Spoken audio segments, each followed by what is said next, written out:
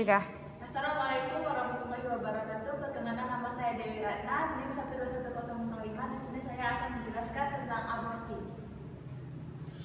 Latar belakang menggugurkan kandungan atau dalam dunia kedokteran dikenal dengan istilah abortus. Berarti pengeluaran hasil konsepsi atau pertemuan sel telur dan sel sperma. Sebelum janin dapat hidup di luar kandungan, ini adalah suatu proses pengakhiran hidup dari janin sebelum diberi kesempatan untuk bertumbuh. Data kasus, Komnas Perempuan juga menerima pengaduan kasus permaksaan aborsi. Meski tidak hanya untuk kasus pemerkosaan saja, berdasarkan pengaduan yang diterima Komnas Perempuan, tercatat 147 kasus pemaksaan aborsi dari 2016 sampai 2021. Pelaku pemaksaan aborsi ini beragam, mulai dari orang tua, suami, ataupun pacar.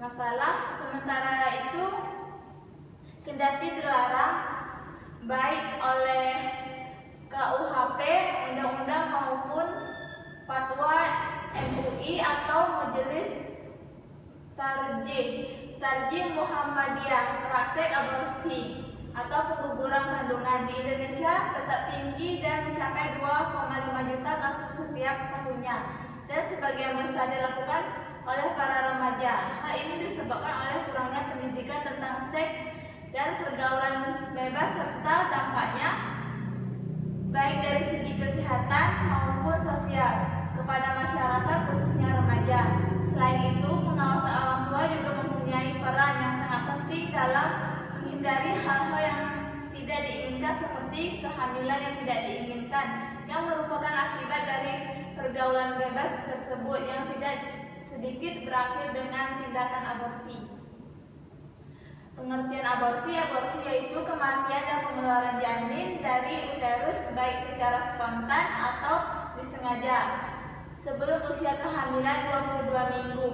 Jumlah minggu kehamilan yang spesifik dapat bervariasi antara negara bergantung pada perundangan setempat.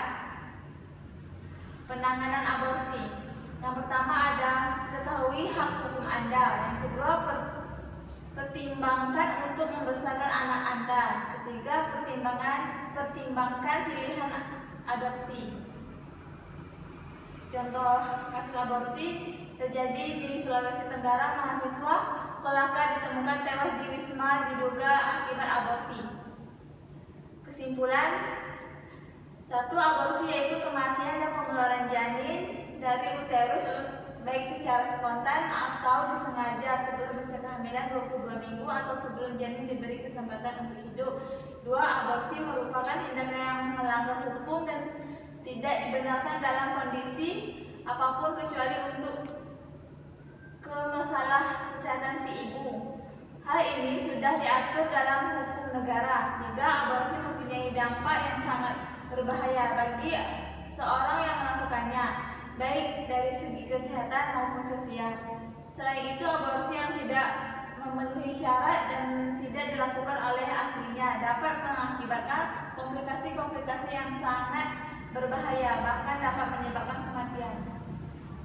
Saran, seorang tenaga medis harus lebih sering memberikan pendidikan kesehatan khususnya tentang aborsi dan dampaknya terhadap kesehatan sehingga masyarakat dapat pengetahuan dan mempunyai persepsi yang benar akan hal tersebut, dan diharapkan dapat menurunkan angka kejadian aborsi baik secara legal maupun ilegal. Terima kasih.